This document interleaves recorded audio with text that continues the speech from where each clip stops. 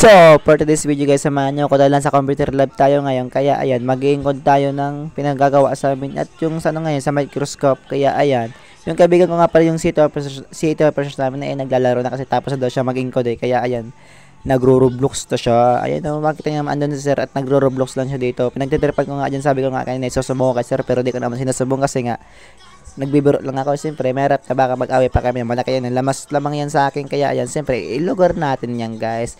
At yung iba nga guys, yung nag-iingod pa hindi pa tapos siya pala yung nauna at hindi pa nga ako just nag-iingod dyan at tagal ko mag-ingod kasi ayan nga palang i-ingod ko sa microscope. Kaya ayan, mag-ano tayo sa DepEd Albay. Yung tropa ko yan si Alexa Mongoloy yan At dyan guys, mag-iingod na tayo guys. Ipapakita ko sa inyo kung anong i-ingod ko. Ayan, yung sana ko yan yung Gmail ko yan Siyempre, hindi ko ipapakita kasi mahirap na. Kaya nagpaturo na ako sa mga CSS para matapos ko na to at ma-success ko na to upang ako yung makaalis na dito sa computer kasi nga masyadong mainit dyan Nahihirapan tayo ngayon Kaya makita nagpapaturo-turo na kung kahit kanino yan. Sa Angelo nga pala yun at tinuruan ako yung isa kong kaibigan na babae na si Rhea. Shoutout sa iyo, Rhea.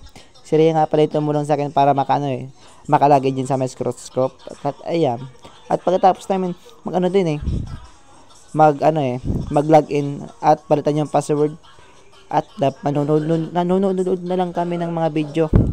Hindi pa nga pala nakakaingod dyan kasi nga hindi ko alam kasi nga nagpapaturo pa tayo kasi nga hindi tayo marunong mag-CSS kasi nga ang course natin ay EAM. Kaya ayan, siyempre paturo tayo baka masira natin to. At di ko alam kung paano mag-encode CSS sila kasi tinuro sa kanila ni Sir Alan at alam nila kung paano ito gawin at mag-encode nito. Kaya ayan, nagpipinot kunyari muna ako dyan para all goods naman, di ba? Kung ipapakita nyo naman sana ayan, i-encode ko na kasi nga para makauwi na tayo kasi nga hindi ko alam kung anong gagawin ko dyan Oops, dyan nga pala guys, malapit na ako magpaturo dyan kay Rhea.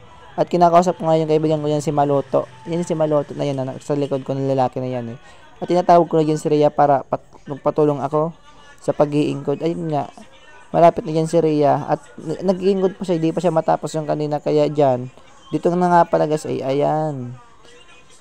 Kasi nga hindi tayo marunong sa microscope. Kaya si Rhea na lang nga Sabi nga sa akin, huwag na daw ako mag-camera kasi nga daw siya mahirap na Kaya ayan, siyempre hindi ko naman siya kinakamera kasi nga natakot ako baka hindi niya ito gawin sa akin na sa pagmamicroscope para matapos na makalaging. Kaya ayan, hindi ko na lang binibidyo siya na habang nag-i-encode siya. Mahirap na, diba? Kasi baka magtampin dyan nga pala guys yung inilalagay niya password ko. Natapos na nga ako dyan guys. Kaya ayan, nakalabas na tayo sa computer lab. Kaya syempre, okay ra tayo dyan. Okay ra. Diyan pa guys, okay ra tayo dyan. Okay ra. Natapos na Oops, yun lang muna ating video.